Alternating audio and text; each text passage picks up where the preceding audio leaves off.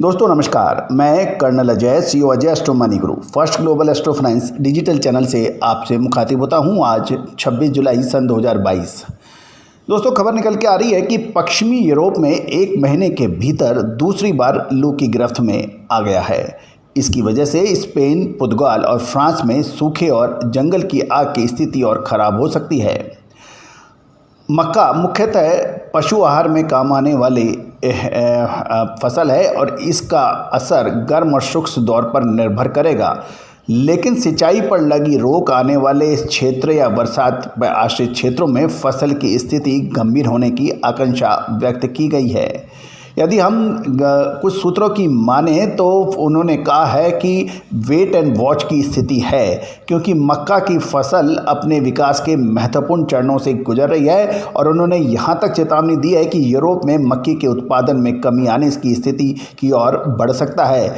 दूसरी ओर वर्तमान गर्म मौसम के कारण इटली में सूखे की स्थिति और लंबे समय तक बने रहने की आशंका जताई जा रही है और कुछ वहां के अधिकारियों ने यह भी कहा है देश के लगभग 2/3 फसल उत्पादन को सींचने के काम आने वाली पो नदी के आसपास आपातकाल लागू करने की घोषणा कर दी गई है।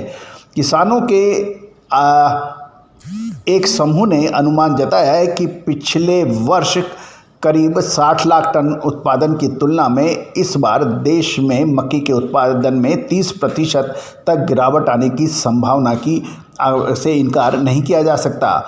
कोऑपरेटिव एग्रो एनालाइजमेंटेरियस, जो कि किसान सहकारिताओं का एक अग्रणी समूह है, के अनुसार पानी की कमी की वजह से किसानों द्वारा बिजाई में कमी किए जाने और सिंचाई के स्रोतों को फलों के लिए बचाए रखने की वजह से स्पेन में मक्की के उत्पादन में 16% गिरकर 35.70 लाख टन होने का अनुमान लगाया जा रहा है।